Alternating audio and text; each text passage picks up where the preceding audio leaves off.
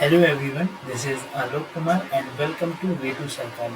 So guys, Way to Sarkari के इस video में हम लोग डिस्कस करने वाले हैं 300 best current affairs MCQ of July month and this is set 1 and it will be useful for various examination like SSC, Railway exam, Lekpal exam, Delhi Police Head Constable, Ministerial exam, CGL exam and Supreme Court and many more exam. So let's start this July month current affairs set 1 presented by me Alok Kumar.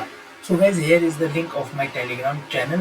You can join it और यहाँ पे मैं अपनी सारी PDF जो है video की सारी PDF यहाँ पे मैं डाल देता हूँ, तो आप लोग टेलीग्राम चैनल पे यहाँ पे जाके इस चैनल को जरूर ज्वाइन कर लीजिएगा. First we will see the important days कौन कौन से मनाए गए. First international day of parliamentarism, जो लोकशाही का अंतर्राष्ट्रीय दिवस होता है वो 30 जून को मनाया गया. इसका थीम था public engagement. International asteroid day, Russia के साइबेरिया में एस्ट्रॉयड गिरा था तो उसकी याद में जो है इंटरनेशनल एस्ट्रॉयड डे मनाया जाता है. ये भी 30 जून को मनाया जाता है. इसका थीम था small is beautiful. Chartered accountant day 1 जुलाई को मनाया जाता है क्योंकि इस दिन ICAI institute for chartered accountant of India का जो है स्थापना की गई थी, तो इसलिए चार्टेड अकाउंटेंट डे 1 जुलाई को मनाया जाता है. नेशनल डॉक्टर्स डे 1 जुलाई को मनाया जाता है. इसका थीम था family doctors on the front line. और ये जो होता है बर्थडे होता है किसका, BC रॉय जो है उनका बर्थडे होता है. BC रॉय विधान चंद रॉय, और ये जो थे ये बहुत बड़े डॉक्टर थे और दूसरे सेकंड चीफ मिनिस्टर थे, बंगाल के दूसरे चीफ मिनिस्टर थे. इंटरनेशनल डे ऑफ कोऑपरेटिव, सहकारिता का जो अंतर्राष्ट्रीय दिवस होता है 2 जुलाई को मनाया जाता है और इसका थीम था cooperatives build a better world. World sports journalist day 2 जुलाई को मनाया जाता है. वर्ल्ड UFO डे 2 जुलाई को मनाया जाता है. UFO होता है अनआइडेंटिफाइड फ्लाइंग ऑब्जेक्ट जिसमें एलियन बैठ के आते हैं. The international plastic bag free day 3 जुलाई को मनाया जाता है. वर्ल्ड जूनोसिस डे 6 जुलाई को मनाया जाता है. जूनोसिस क्या होता है, तो जूनोसिस जो होता है ऐसी स्टडीज, मतलब ऐसे डिसीज जो कि जानवरों से फैलते हैं उनकी इस स्टडीज को जूनोसिस बोला जाता है. तो वर्ल्ड जूनोसिस डे 6 जुलाई को मनाया गया. So let's start the MCQ format. Who among the following launched the Dak Karmyogi portal, which is an e-learning portal for the Department of Post?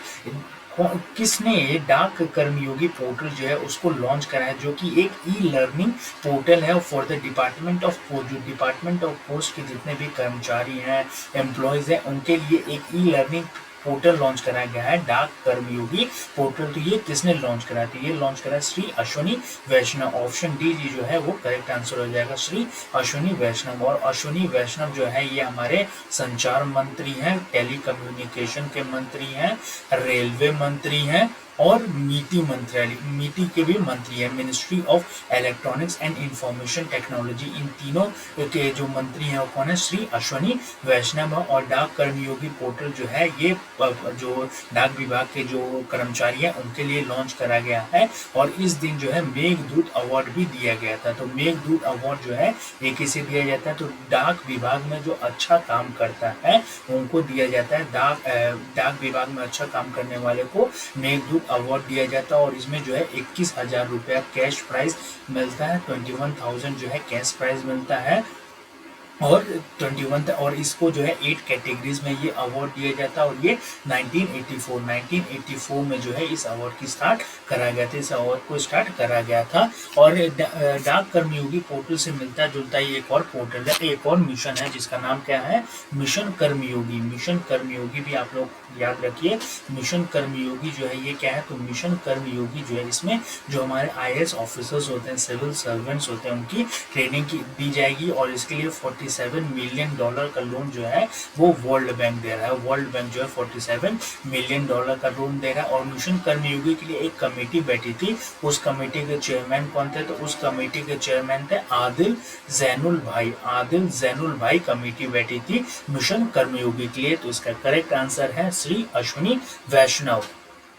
Recently prime minister Shri Narendra Modi launch the RAMP scheme, इन्होंने launch करा है। तो this scheme is related to which of the following, तो किन के लिए ये ramp scheme जो है वो लॉन्च करा है, तो ये एमएसएमईज के लिए लॉन्च करा गया है। Micro small and medium enterprises जो है उनके लिए रैम्प स्कीम लॉन्च करा गया है। यहाँ पे आप रैम्प का फुल फॉर्म देख सकते हैं, raising and accelerating MSMEs performance, raising and accelerating MSME performance. और इसमें जो टोटल खर्चा आएगा वो $808 मिलियन, $808 मिलियन का जो है टोटल खर्चा होगा, जिसमें से $500 मिलियन जो है वो कौन दे रहा है, तो ये वर्ल्ड बैंक दे रहा है। $500 मिलियन जो है वो वर्ल्ड बैंक दे रहा है और $308 मिलियन जो है वो इंडियन गवर्नमेंट खर्च करेगी। याद रखिएगा, $500 मिलियन जो है वर्ल्ड बैंक दे रही है और $308 मिलियन जो है वो इंडिया की गवर्नमेंट जो है वो खर्च करेगी। और रैम्प स्कीम के लिए कमेटी बैठी थी, UK Sinha committee. UK Sinha committee जो है किसके लिए बैठी थी, तो यूके सिन्हा कमेटी जो है रैम्प स्कीम के लिए यूके सिन्हा कमेटी बैठी थी। और मैं आपको कुछ बता देता हूँ इसमें, प्रधानमंत्री मोदी जी ने एक और जो है स्कीम लॉन्च करा है, उसका नाम है CBFTE। CBFT का फुल फॉर्म क्या है, तो इसका फुल फॉर्म है कैपेसिटी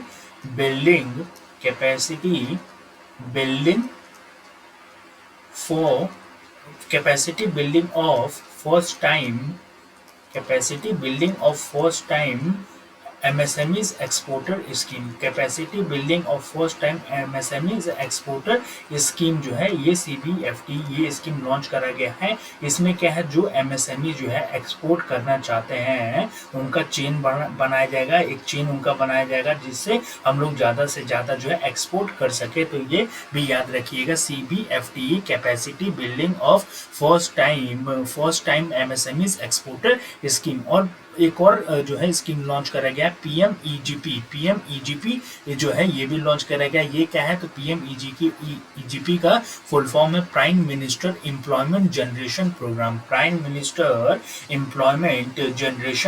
प्रोग्राम। तो इसका आंसर हो जाएगा ऑप्शन सी, MSMEs के लिए लॉन्च करा गया है। और MSME मंत्री कौन है हमारे, तो MSME मंत्री नारायण राणे जो है ये हमारे MSME मंत्री हैं।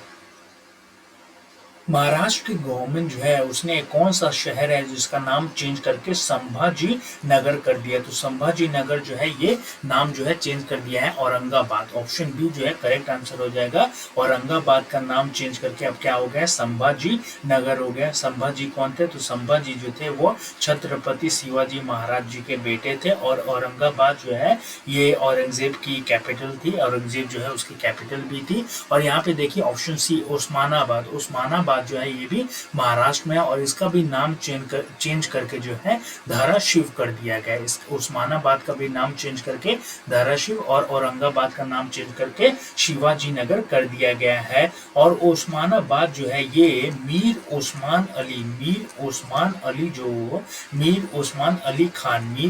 अली खान जो कि हैदराबाद के लास्ट नवाब थे, उनके नाम पे जो है उस्मानाबाद शहर का नाम रखा था और इसका नाम चेंज करके धाराशिव कर दिया गया। एक और चीज हुआ है, नावी मुंबई जो एयरपोर्ट है, नावी मुंबई एयरपोर्ट का भी नाम चेंज करके DB पाटिल एयरपोर्ट कर दिया गया है। नावी मुंबई का एयरपोर्ट का नाम चेंज करके DB पाटिल एयरपोर्ट कर दिया गया है। DB पाटिल कौन थे, तो ये बहुत बड़े किसान नेता थे। तो इसका करेक्ट आंसर होगा option B, Aurangabad. Which of the following has developed India first mRNA vaccine, तो इंडिया का पहला mRNA वैक्सीन जो है इसको किसने डेवलप करा है, जिसका इमरजेंसी यूज मिल गया है, कहाँ से, DGCI ने अप्रूव कर दिया है। DGCI क्या है, DGCI होता है drug controller general of India और इसके हेड जो DGCI के हेड कौन है, डॉक्टर VG सोमानी जो है ये drug controller general of India के जो है हेड है। और इंडिया का फर्स्ट mRNA बेस्ड वैक्सीन जो है इसका नाम क्या है, तो इसका नाम भी आप लोग ध्यान से देख लीजिए क्योंकि ये एग्जाम में आ सकता है। तो इसका नाम है जेमकोवैक 19 जो है ये इंडिया का फर्स्ट mRNA बेस्ड वैक्सीन है और इसको बनाया है जेनेवा बायोफार्मास्यूटिकल्स। ऑप्शन डी जो है वो करेक्ट आंसर हो जाएगा। जेमकोवैक 19 जो है ये क्या है, इंडिया का फर्स्ट mRNA बेस्ड वैक्सीन और वर्ल्ड का ये तीसरा mRNA बेस्ड वैक्सीन है। और जो है एनिमल्स के लिए भी एक वैक्सीन बनाया गया जिसका नाम है एनकोवैक्स। एनकोवैक्स जो है ये एनिमल्स के लिए वैक्सीन है और इसको बनाया है national research centre, research national research centre on equines, national research centre on equines. Equines मतलब होता है घोड़ा, हॉर्स। तो ये जो है national research centre on equines, ये कहाँ पे है? तो ये हिसार में है, हरियाणा के अंदर। तो ये इन्होंने बनाया है एनकोवैक्स, जो कि फर्स्ट जो है एनिमल के लिए वैक्सीन है। तो इसका करेक्ट आंसर है ऑप्शन डी, जेनेवा बायोफार्मास्यूटिकल्स ने बनाया है इंडिया का first mRNA based vaccine Gemcovac 19। Who has been appointed by the Public Enterprises Selection Board PESB के द्वारा गेल के नए चेयरमैन और मैनेजिंग डायरेक्टर जो है वो किसे अपॉइंट करा गया? तो फर्स्ट हम लोग देखते हैं PESB। PESB होता है पब्लिक एंटरप्राइजेस सिलेक्शन बोर्ड। ये जो होता है जितने भी महारत्न कंपनीज हैं इंडिया के अंदर, उनके मैनेजिंग डायरेक्टर और चेयरमैन को जो है अपॉइंट करते हैं। और PESB जो होता है कौन से मंत्रालय का अधीन काम करता है? तो PESB जो होता है ministry of personal pension and public grievances, ministry of personal pension and public grievances जो मंत्रालय उसके अधीन काम करता है। और PESB की जो चेयरमैन है वो उनका नाम क्या है? तो PESB की चेयरमैन है मल्लिका श्रीनिवासन। मल्लिका श्रीनिवासन जो है ये PESB की नई जो है चेयरमैन है। और गेल जो है, गेल गैस अथॉरिटी ऑफ इंडिया जो कि एक महारत्न कंपनी है, इसके नए मैनेजिंग डायरेक्टर और चेयरमैन बने हैं संदीप कुमार गुप्ता जो है वो नए चेयरमैन बने हैं गेल के gas authority of India limited. और इंडिया में टोटल 11 महारत्न कंपनीज है। इंडिया में टोटल कितनी महारत्न कंपनीज है? टोटल 11 महारत्न कंपनीज हैं। Recently in which of the following state Indian coast guard ने कमीशन करा है advance light helicopter MK3 squadron, जिसका नाम है 835 जो है ये एडवांस लाइट हेलीकॉप्टर है MK3 स्क्वाड्रन। तो ये इन्होंने कहाँ पे कमीशन करा है? तो देखिए इंडियन कोस्ट गार्ड का जो पहला advance light helicopter MK3 squadron था, advance light helicopter MK3 squadron जो है ये स्क्वाड्रन होता है, एक बेस होता है जहाँ पे ये हेलीकॉप्टर देखने को मिलता है, एडवांस लाइट हेलीकॉप्टर MK3। तो इनका पहला जो स्क्वाड्रन था वो कौन सा था? तो पहला स्क्वाड्रन था 830 जो कि इन्होंने लगाया था कहाँ पे? भुवनेश्वर उड़ीसा के अंदर लगाया था, भुवनेश्वर उड़ीसा के अंदर। इनका दूसरा जो स्क्वाड्रन था वो कौन सा था? 845 था और ये इन्होंने लगाया था कोची केरला के अंदर लगाया था। और अब जो तीसरा बना है वो 835 बना और ये बना है कहाँ पे? गुजरात के अंदर। गुजरात में कहाँ? पोरबंदर। गुजरात में कहाँ पे? पोरबंदर के अंदर जो है इन्होंने बनाया है। तो ये याद रखिएगा इंडियन कोस्ट गार्ड का पहला स्क्वाड्रन 830 जो कि भुवनेश्वर में था, दूसरा 845 कोच्चि केरला और अब तीसरा 835 ये बनाया पोरबंदर गुजरात में। इंडियन कोस्ट गार्ड के डायरेक्टर जनरल कौन है? तो वीरेंद्र पठानिया जो है इंडियन कोस्ट गार्ड के डायरेक्टर जनरल और इंडियन कोस्ट गार्ड जो है ये मिनिस्ट्री ऑफ डिफेंस के अधीन काम करता है, मिनिस्ट्री ऑफ डिफेंस के अधीन जो है ये काम करता है। What is the name of the centralized pay system which has been recently launched for the Indian Coast Guard के लिए जो centralized pay system launch कराया गया उसका नाम क्या है? तो उसमें जो है 15,000 से जो 15,000 एम्प्लॉयज़ हैं, 15,000 एम्प्लॉयज़ जो है जो इंडियन कोस्ट गार्ड के 15,000 एम्प्लॉयज़ हैं उनको सैलरी एंड अलाउंसेस दिया जाएगा। ऑटोमेटिकली जो उनको सैलरी एंड अलाउंसेस दिया जाएगा। तो ये सेंट्रलाइज पे सिस्टम का नाम रखा गया, पद्मा नाम रखा गया। ऑप्शन सी जो है करेक्ट आंसर हो जाएगा। पद्मा का फुल फॉर्म भी है payroll automation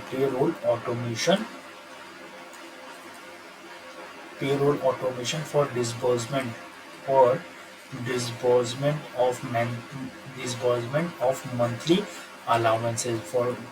disbursement of monthly allowances Padma. तो इसमें क्या है 15,000 एम्प्लॉय जो हैं इंडियन कोस्ट गार्ड की उनको सैलरीज एंड अलाउंसेस दिया जाएगा ऑटोमेटिकली। तो ये लॉन्च करा गया है Padma, option C. Which of the following has collaborated with Ministry of Tribal Affairs to launch the second phase of the Going Online as Leaders goal programme का second phase जो है मिनिस्ट्री ऑफ ट्राइबल अफेयर्स के साथ मिलकर किसने launch करा है? तो ये लॉन्च करा है मेटा ने लॉन्च करा है, जो कि क्या है फेसबुक, जिसको क्या बोला जाता है फेसबुक बोला जाता है। तो मेटा ने लॉन्च करा है। इनका एक रोबोट है मेटा बिजनेस कोच, मेटा का एक रोबोट है मेटा बिजनेस कोच। इसमें क्या करेंगे जो है जो हमारी ट्राइबल यूथ है और ट्राइबल जो महिलाएं हैं, ट्राइबल यूथ हैं और ट्राइबल जो महिलाएं हैं, और हमारा लक्ष्य कितना है? तो 10 लाख 10 लाख जो हमारे ट्राइबल यूथ है और ट्राइबल वुमेन्स जो है उनको ट्रेनिंग दिया जाएगा। 10 लाख ट्राइबल यूथ और ट्राइबल वुमेन्स को जो है ट्रेनिंग दिया जाएगा। तो गोल प्रोग्राम को स्टार्ट करा मेटा और मिनिस्ट्री ऑफ ट्राइबल अफेयर्स ने मिलके। और हमारे ट्राइबल अफेयर्स मिनिस्टर कौन है? तो ट्राइबल अफेयर्स मिनिस्टर है अर्जुन मुंडा। अर्जुन मुंडा जो है वो हमारे ट्राइबल अफेयर्स के मंत्री है।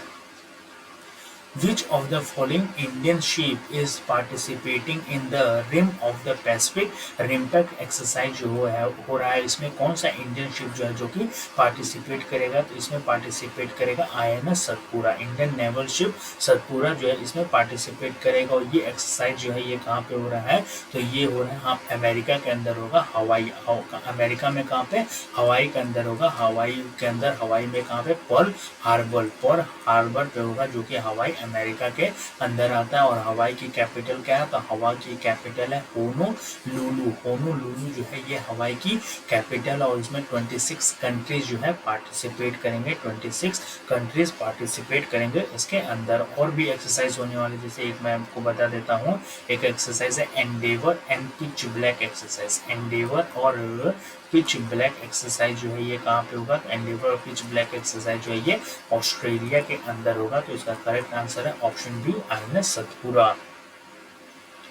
द लिविंग लैंड चार्टर जो है वो अनाउंस करा गया at the 2022 commonwealth heads of the government meeting CHOGM की जो मीटिंग हुई थी उसमें लिविंग लैंड चार्टर जो है उसको अनाउंस करा गया। तो ये मीटिंग कौन से कंट्री में हुई थी? तो ये रवांडा में हुई थी। रवांडा की जो कैपिटल है किगाली, वहाँ पे ये मीटिंग हुई थी, CHOGM की मीटिंग हुई थी। और लिविंग लैंड चार्टर क्या है? तो लिविंग लैंड चार्टर मैं आपको बता देता हूँ, जितने भी हमारे कॉमनवेल्थ कंट्रीज हैं, जितने भी हमारे जो मतलब राष्ट्रमंडल के जितने भी देश हैं वो सभी मिलके जो है लैंड डिग्रेडेशन को रोकेंगे। वो सभी जो है मिलके क्या करेंगे? लैंड डिग्रेडेशन को रोकेंगे। और जो एवरेज ग्लोबल वार्मिंग टेम्परेचर है उसको 1.5 डिग्री C से ज़्यादा नहीं होने देंगे। एवरेज ग्लोबल वार्मिंग टेम्परेचर को 1.5 डिग्री C से ज़्यादा नहीं होने देंगे। तो ये लिविंग लैंड चार्टर है। और इसमें इंडिया की तरफ से जो है डॉक्टर एस जयशंकर जो है वो गए थे इसमें इंडिया की तरफ से। एस जयशंकर जो कि हमारे विदेश मंत्री हैं। और इसमें भारत का लक्ष्य कितना है? तो भारत का लक्ष्य जो है वो, भारत का टारगेट जो है 26 मिलियन हेक्टेयर जो लैंड है, 26 मिलियन हेक्टेयर जो जमीन है उसको लैंड डिग्रेडेशन होने से बचाना है 2030 तक। मतलब इंडिया को जो है 26 मिलियन हेक्टेयर जमीन जो है वो डिग्रेडेशन होने से बचाना है 2030 तक और 2030 तक। और इसका थीम क्या था? तो इसका थीम मैंने लगाया है, तो इसका थीम था, इसका थीम भी बहुत जरूरी है। तो इसका थीम है delivering a common future connecting innovating and transforming. Delivering a common future connecting innovating and transforming इसका थीम था। और ये जो साल है 2021 से लेकर 2030, 2021 से लेकर 2030 का जो साल है, ये 10 साल का जो समय है, ये क्या है? ये एक डिकेड है। तो यूनाइटेड नेशन का ये क्या है? डेकेड है। किस पे, किसके लिए डेकेड है? तो यूनाइटेड नेशन डेकेड है on ecosystem restoration. Ecosystem restoration के लिए जो है ये जो है यूनाइटेड नेशन का डेकेड है। तो इसका करेक्ट आंसर है ऑप्शन डी रवांडा। रिलायंस जियो के नए चेयरमैन जो हैं वो कौन बने हैं? तो रिलायंस जियो के नए चेयरमैन बने आकाश अंबानी। आकाश अंबानी जो है वो चेयरमैन बने। और मैनेजिंग डायरेक्टर जो है वो पंकज मोहन पवार। नए मैनेजिंग डायरेक्टर बने हैं पंकज मोहन पवार जो है वो मैनेजिंग डायरेक्टर बने हैं रिलायंस जियो के। Recently, indigenously built laser-guided anti-tank guided missile जो है इसका सक्सेसफुली टेस्ट फायर किया गया डीआरडीओ ने और इंडियन आर्मी ने मिलकर अहमदनगर डिस्ट्रिक्ट महाराष्ट्र के अंदर। तो इसकी पूछ रहे इसमें मैक्सिमम रेंज, इसकी मैक्सिमम रेंज जो है वो कितनी थी, तो इसकी मैक्सिमम रेंज जो है वो 5 किलोमीटर है और इसकी मिनिमम रेंज कितनी है, तो इसकी मिनिमम रेंज है 1.5 किलोमीटर। 1.5 किलोमीटर जो है इसकी मैक्सिमम 1.5 किलोमीटर मिनिमम है और मैक्सिमम जो है 5 किलोमीटर जो है इसको मैक्सिमम रेंज है। और ये जो है laser guided anti tank guided missile है, यानी कि टैंक को मार गिराने वाला मिसाइल है और इसको बना है डीआरडीओ ने बना है। तो पूछे डीआरडीओ ने बना है, लेकिन पूछे डीआरडीओ की कौन सी लैब ने बनाया है, तो इसको बनाया है डीआरडीओ की 3 लैब ने मिलकर बनाया है, ARDE, HEMRL और IRDE। ARDE का देख लीजिए full form armament research and development establishment जो पुणे के अंदर है, HEMRL high energy materials research laboratory जो कि पुणे के अंदर है अगेन, और IRDE instrument research and development establishment जो कि देहरादून के अंदर है। तो ये 3 लेबोरेटरी ने मिलकर बनाया है, ARDE, HEMRL और IRDE, जिसमें से ARDE और HEMRL का जो हेडक्वार्टर है वो पुणे के अंदर है और IRDE का हेडक्वार्टर देहरादून के अंदर है। और इंडिया के पास और भी बहुत सारे जो मतलब टैंक को गिराने वाले मिसाइल है, जैसे एक नाग है, फिर अगर नाग को अगर हेलीकॉप्टर से गिराता है तो उसको हेलिना बोला जाता है, फिर ध्रुव अस्त्र, ये सब भी जो है टैंक को गिराने वाले मिसाइल हैं। तो इसका करेक्ट आंसर है ऑप्शन सी 5 किलोमीटर।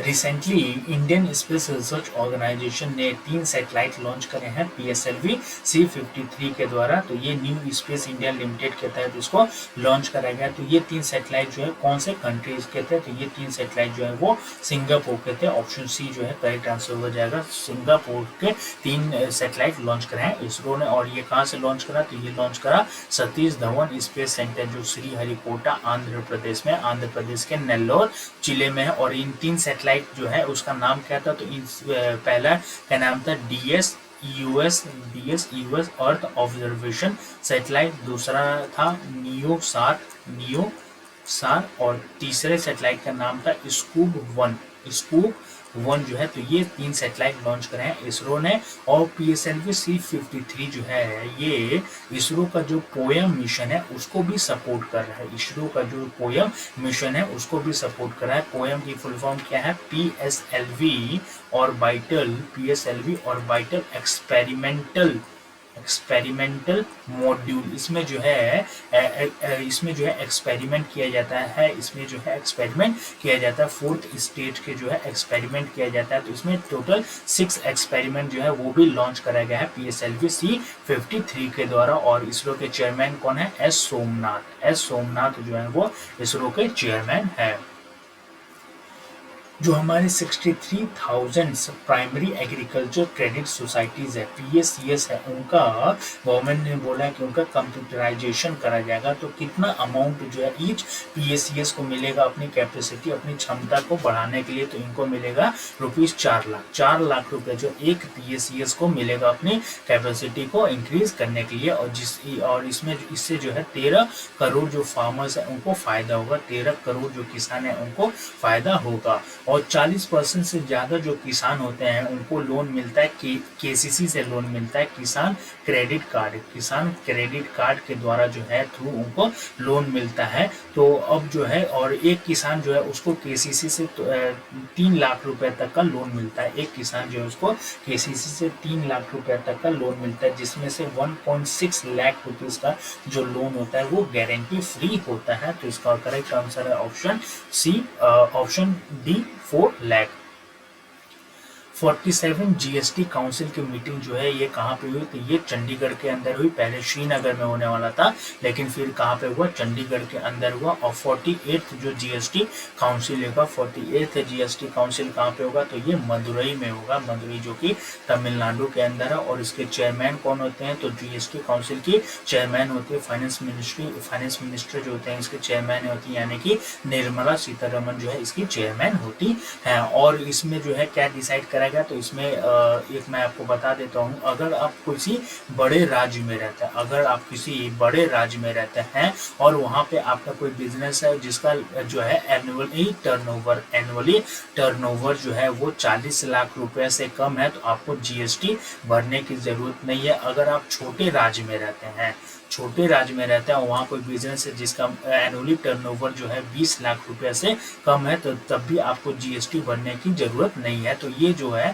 पहले रिटेलर जो ऑफलाइन जो ऑनलाइन ऑफलाइन सेलर्स होते थे उनके लिए लागू होता था, लेकिन अब ये ऑनलाइन सेलर जो है उनके लिए भी लागू कर दिया गया है। लेकिन ऑनलाइन सेलर्स को ये 1 जनवरी 2023 से जो है ये लागू किया जाएगा। और जीएसटी जो है कब लागू करा गया था, तो जीएसटी को लागू करा गया था 1 जुलाई 2017 को। संविधान में 101वां कॉन्स्टिट्यूशन 101 कॉन्स्टिट्यूशन अमेंडमेंट करा गया था। और जो है जीएसटी को लागू कौन करता है, तो जीएसटी को लागू करता है CBIC, central board of indirect taxes and custom, जिसके चेयरमैन है विवेक जौहरी। सीबीआईसी के चेयरमैन कौन है, विवेक जौहरी जो है सीबीआईसी के चेयरमैन है। और जीएसटी में टोटल कितने स्लैब है, तो जीएसटी में टोटल 4 स्लैब है, 5, 12, 18 और 28। और जीएसटी काउंसिल जो है ये कौन से आर्टिकल के अंदर आता है, तो जीएसटी काउंसिल जो है ये आर्टिकल 279 ए के अंदर आता है, जिसमें से 1/3 जो वोटिंग राइट्स होता है, 1/3 वोटिंग राइट सेंट्रल गवर्नमेंट के पास होता है, 1/3 वोटिंग राइट सेंट्रल गवर्नमेंट का पास होता है, 2/3 वोटिंग राइट जो होता है स्टेट गवर्नमेंट के पास होता है। और अगर कोई प्रपोजल जो है उसको पास कराना है, तो वो जो बिल होगा वो 3/4 मेजोरिटी यानी कि स्पेशल मेजोरिटी से पास कराना होगा। तो इसका करेक्ट आंसर होगा option D, Chandigarh.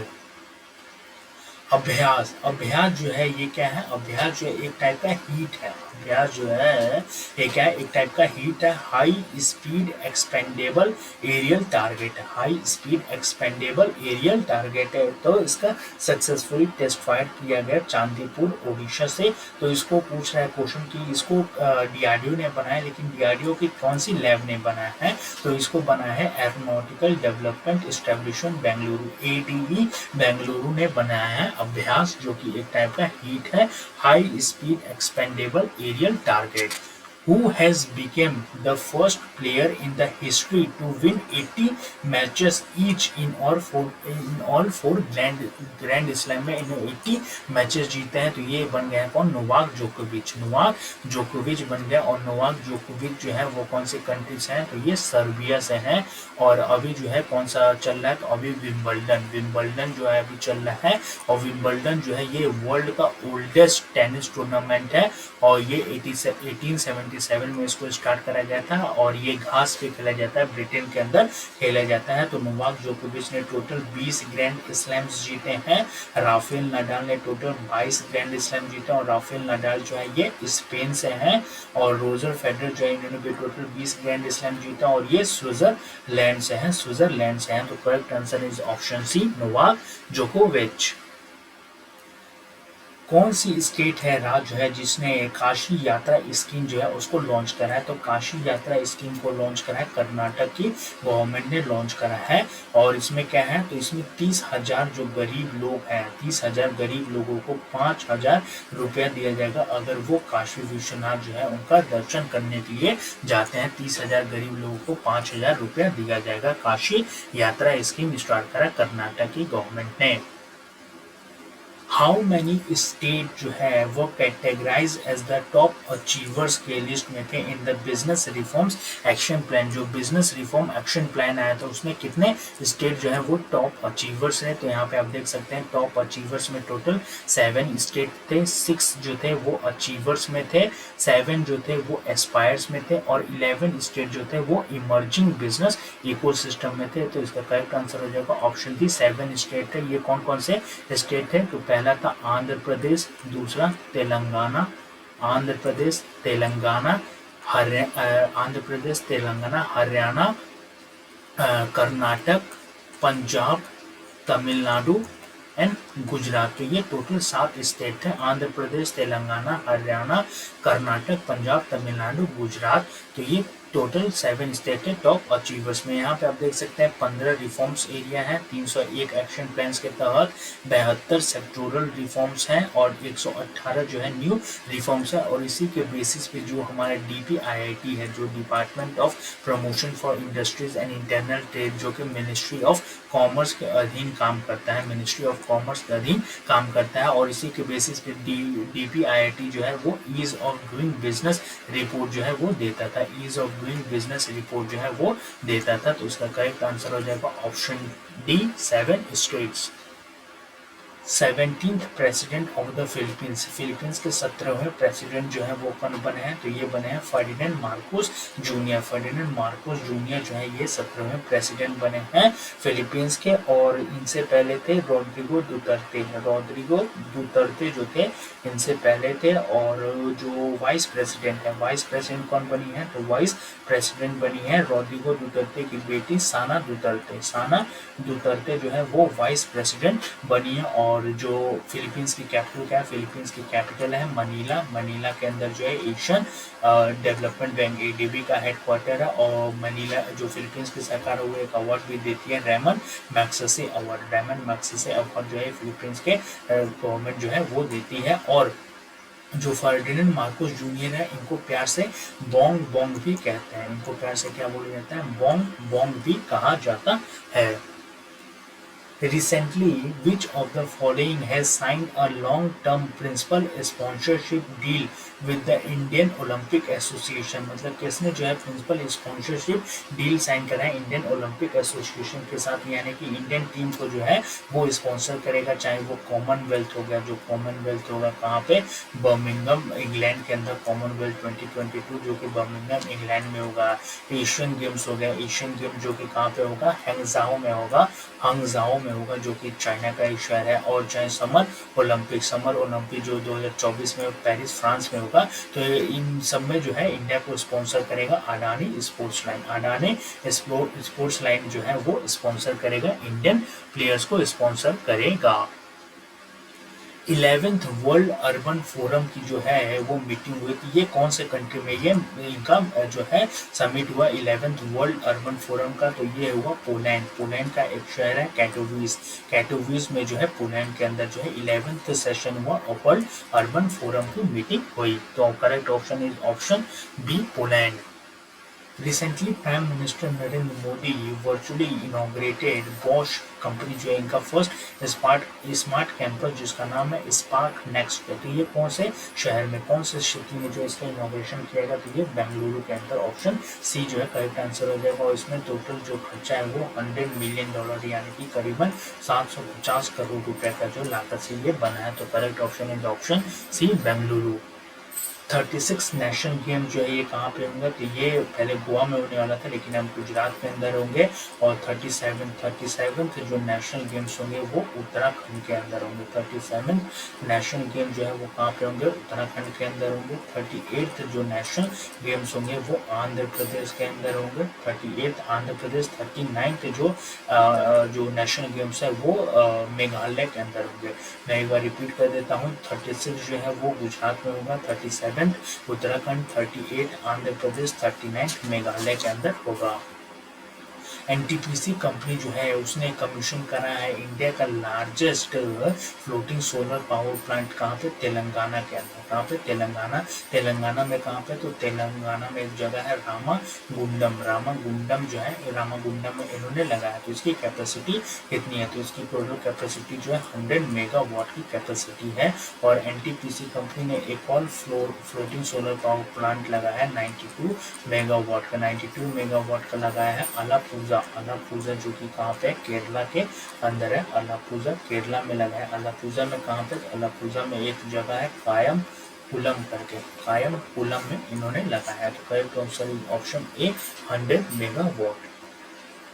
20वें chief minister, Maharashtra के 20वें चीफ मिनिस्टर जो है वो कौन बने हैं, तो महाराष्ट्र के 20वें चीफ मिनिस्टर बने हैं एकनाथ शिंदे बने हैं। और जो है देवेंद्र फडणवीस हैं ये डेप्यूटी चीफ मिनिस्टर बने हैं। और यहाँ के गवर्नर कौन है, तो महाराष्ट्र के गवर्नर है भगत सिंह कोश्यारी। भगत सिंह कोश्यारी जो है वो महाराष्ट्र के गवर्नर हैं। Recently, which of the following has successfully carried out the maiden flight of an unmanned combat aircraft called Autonomous Flying Wing Technology Demonstrator? तो ये क्या है, एक टाइप का लड़ाकू जहाज है, बिना पायलट के एक टाइप का लड़ाकू जहाज है। तो इसको बनाया है डीआरडीओ ने बनाया। तो इसमें ऑप्शन ए डीआरडीओ ने बनाया। पूछे डीआरडीओ की कौन सी लैब ने बनाया, तो ये बनाया एडीई ने बनाया, एरोनॉटिकल डेवलपमेंट एस्टेब्लिशमेंट, जो कि बेंगलुरु के अंदर है, उसने बनाया है। ये जो है एयरक्राफ्ट बनाया है। Who is the new chairperson of the recently formed Financial Services Institution Bureau? FSIB बना है। तो पहले FSIB जो है इसको बोला जाता था बैंक बोर्ड ब्यूरो बोला जाता था, लेकिन अब इसका नाम चेंज करके जो है financial services institution bureau FSIB कर दिया गया। तो इसके चेयरपर्सन बने हैं Bhanu Pratap Sharma. Option A Bhanu Pratap Sharma. Diamond league competition में नीरज चोपड़ा ने सिल्वर मेडल जीता। तो ये कौन सी कंट्री में हुआ था डायमंड लीग कंपटीशन? तो ये हुआ था कहाँ पे, स्वीडन के अंदर हुआ था डायमंड लीग कंपटीशन। और इसमें गोल्ड मेडल किसने जीता? तो गोल्ड मेडल जीता पीटर एंडरसन ने जो है गोल्ड मेडल जीता। पीटर एंडरसन या एंडरसन पीटर। और इन्होंने जो जेवलिन फेंका वो 90.31 मीटर 90.31 मीटर जो है जेवलिन फेंका। और नीरज चोपड़ा ने एक नया नेशनल रिकॉर्ड बना दिया, 89.94 मीटर जेवलिन फेंके, 89.94 मीटर जेवलिन फेंका। Correct answer is option D, Sweden. 2022 NATO summit जो है कौन से कंट्री में हुआ? तो नाटो में टोटल 30 कंट्रीज हैं और नाटो का हेडक्वार्टर जो है ये ब्रसेल्स में है, जो कि बेल्जियम की कैपिटल है। इनका 2022 का जो मीटिंग हुई वो स्पेन में हुई। स्पेन की जो कैपिटल है मैड्रिड, वहाँ पे इनकी मीटिंग हुई 2022 की। NATO North Atlantic Treaty Organisation. 14th prime minister of Israel के 14th प्राइम मिनिस्टर जो है वो कौन बने हैं? तो इसराइल की जो पार्लियामेंट है उसको क्या बोला जाता है? इसराइल की पार्लियामेंट को बोला जाता है नेसेट बोला जाता है। और ये जो बने हैं 14th प्राइम मिनिस्टर यार लैपिड बने हैं। इससे पहले थे नफ्ताली बेनेट। इससे पहले कौन थे प्राइम मिनिस्टर? Naftali Bennett. अब बने हैं यार लैपिड। यूएन ओशन कॉन्फ्रेंस 2022 जो है ये कौन सी कंट्री में हुआ? United nation ocean conference 2022। तो ये हुआ कहाँ पे? पुर्तगाल के अंदर हुआ। पुर्तगाल की जो कैपिटल है लिस्बन, वहाँ पे जो है ये मीटिंग हुई थी। और इसमें इंडिया की तरफ से डॉक्टर जितेंद्र सिंह जो है वो गए थे इसमें, इस मीटिंग को अटेंड करने इंडिया की तरफ से डॉक्टर जितेंद्र सिंह गए थे। और इसका आयोजन जो है यूएन ओशन कॉन्फ्रेंस 2022 का आयोजन कीनिया और पुर्तगाल ने मिलकर कराया था। और ओशन को बचाने के लिए जो हमारा एसडीजी गोल है, एसडीजी जो सस्टेनेबल डेवलपमेंट गोल है वो कौन सा है? एसडीजी 14 जो है वो जो है हमारा सस्टेनेबल डेवलपमेंट गोल है ओशन को बचाने के लिए। So guys this was set 1। I hope आप लोग को ये वीडियो जो अच्छा लगा होगा, और अगर अच्छा लगा तो प्लीज़ वीडियो को लाइक कर दीजिएगा और अपने दोस्तों के साथ शेयर भी कर दीजिएगा। और चैनल को अगर सब्सक्राइब नहीं करा तो चैनल को सब्सक्राइब भी कर लीजिएगा। तो मिलते हैं सेट 2 में। So thank you for watching this video.